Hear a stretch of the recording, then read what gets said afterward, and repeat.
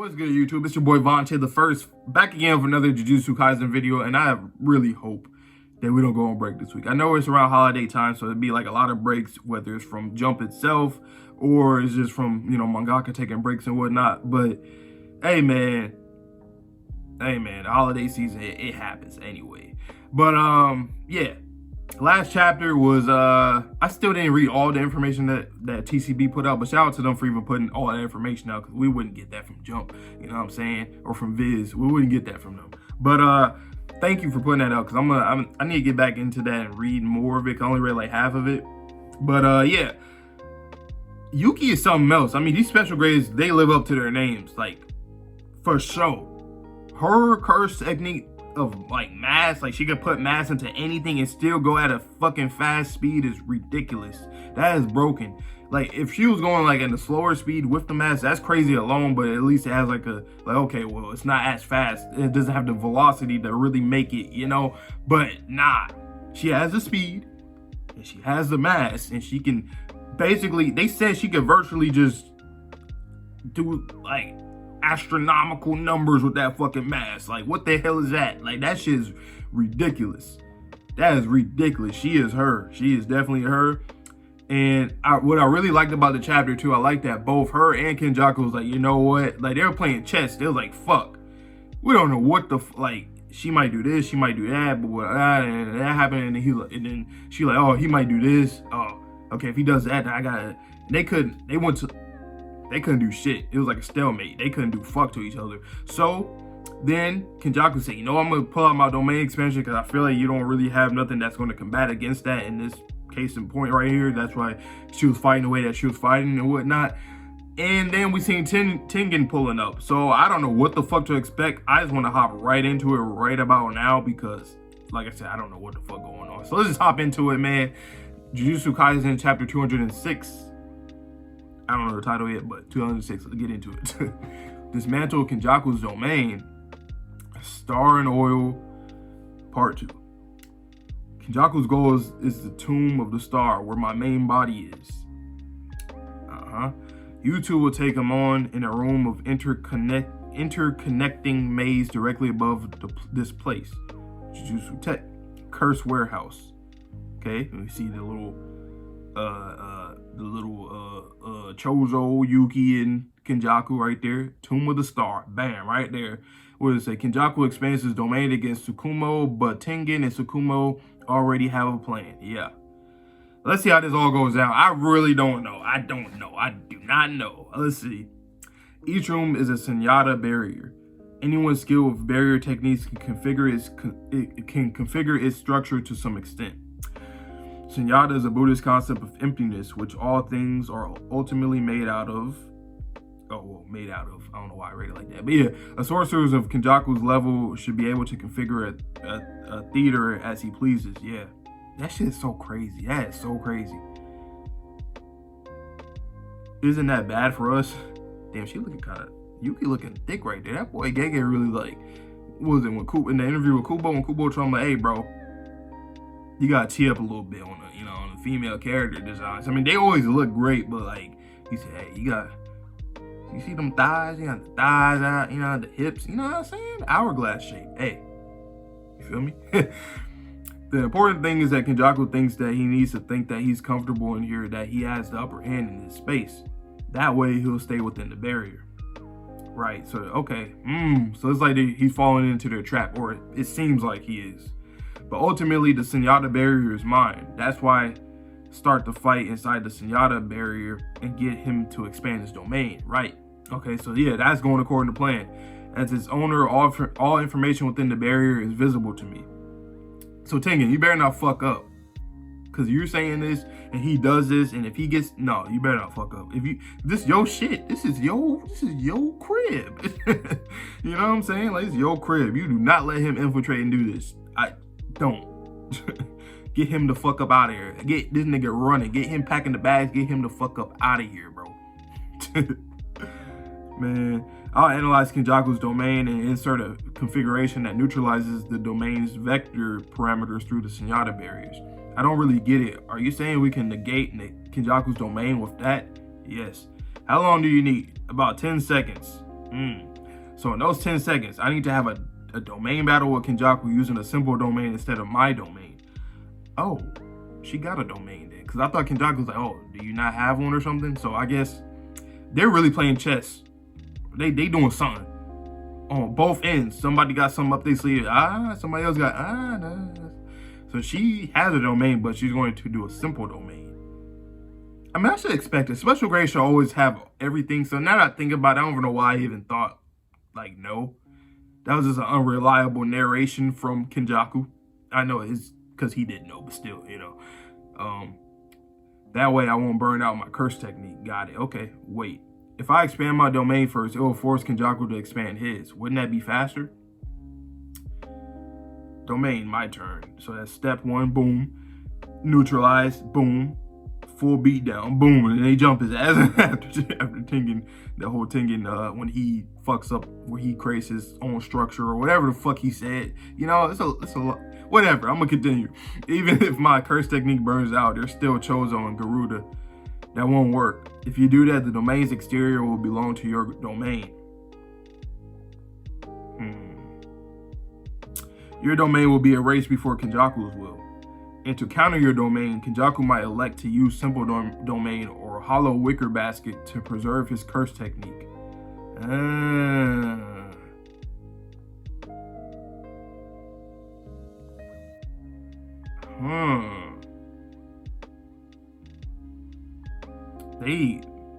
You gotta move extremely fast, and you gotta think extremely fast to get any of this shit done, because you don't know what can happen. And that's interesting, because he has Reggie. I see Reggie right there. Yeah, that's Reggie. I was like, that name sounds familiar. That's Reggie's curse technique, or his shit.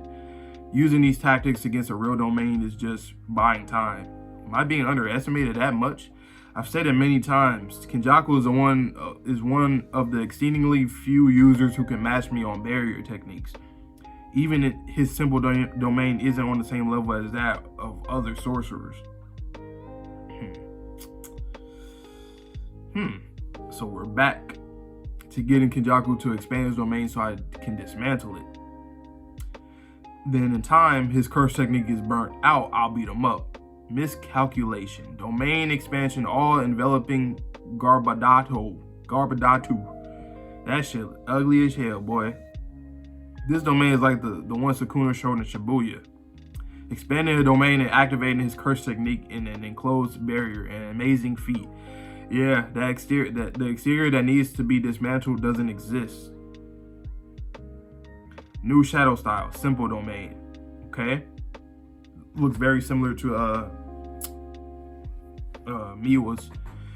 Shit, how is this barrier so strong? The simple domain is about to be ripped apart. Did you really think something of that level could stand with my domain? Hurry up, Tengen.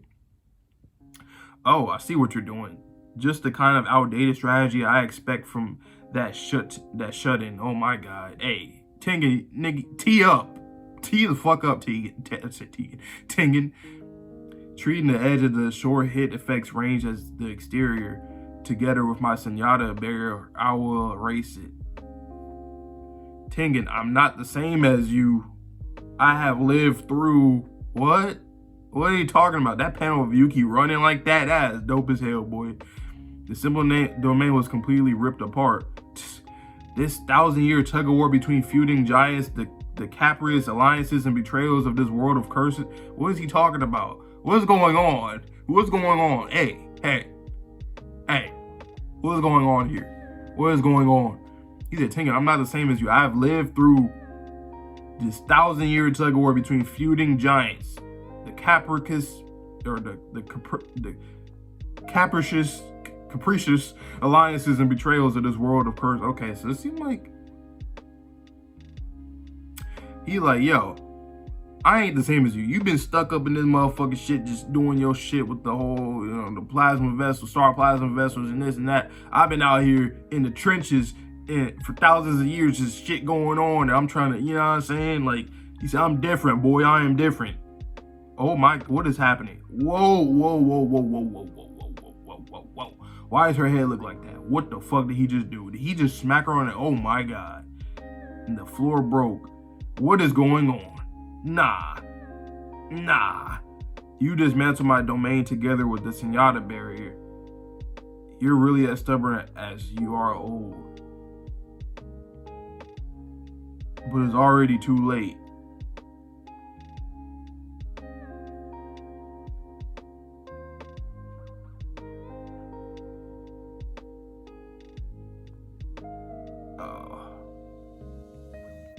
What?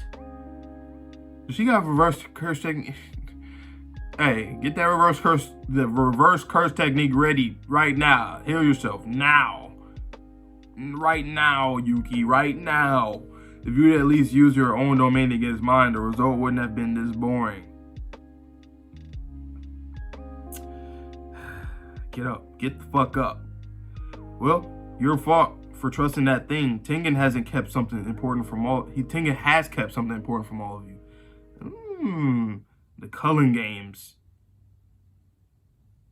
The Culling games. What is going on, bro? Tengen is getting us a little more dialogue here and there, talking about like I'm different from you, all these thousands of years of all these alliances and betrayals and this and that and the third, curses, all this shit. Like, what is it? What's going on here? And then we know it's a lot of mystery about Tengen, and he keeps calling Tengen out like, Tengen, you bitch ass motherfucker. You know what I'm saying? You bitch ass nigga. That's basically what he's calling Tengen. He's just calling Tengen that. That's what he just did throughout this whole chapter. The Shikigami didn't disappear. Yuki got the fuck up like I expected her to do. So she's using Garuda.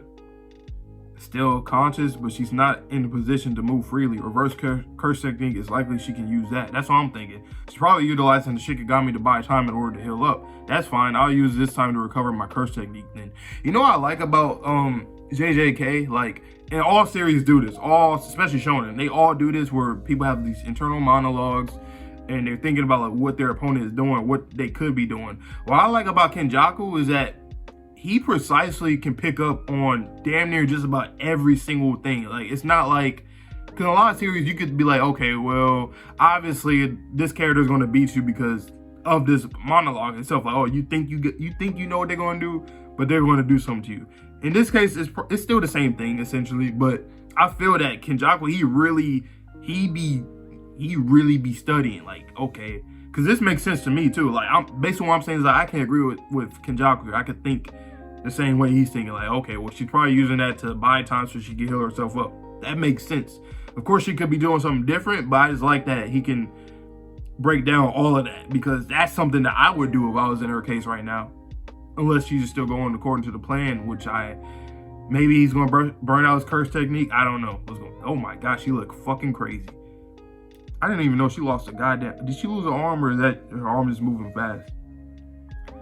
She's bloody as fuck though. God damn, what the hell is going on? And she's still fighting though. Yeah, her arm got twisted up and mangled up. God damn. Heal yourself. Hell no. What do you mean? Why wouldn't you? Is it just because like she just doesn't want to burn out her cursed energy right now? I don't know. But they going crazy. Hand-to-hand combat. Like, what is going on right here? What the hell is going on? She wrapped him up with Garuda, and she's bleeding at her limit. I suppose you wanted to catch me off guard, but you should have used your brain a little first. Did you forget? I like a man who's hard-working and muddy. Oh, is Choso coming back? Describes shells like mud. Describes uncharismatic men that still work hard to be good, similar to unrefined country boys. Why is that the goddamn note? What the hell? An older brother lies in ambush. He aims his attack with determination. God damn. This is crazy. Alright, and we're on break next week. The one thing that I said at the beginning of the chapter, please don't be on break. But of course, it makes sense, man. It makes sense. But no, this one, it ain't good though. It makes sense, but it's not good. It's not good. I want to read more next week, but we gotta wait. We have to wait. That is, man. We're gonna wait a bit too. It's gonna damn near be Christmas around that time. God damn it. Well, let me see. Look at the calendar. Let me see. What is it right now?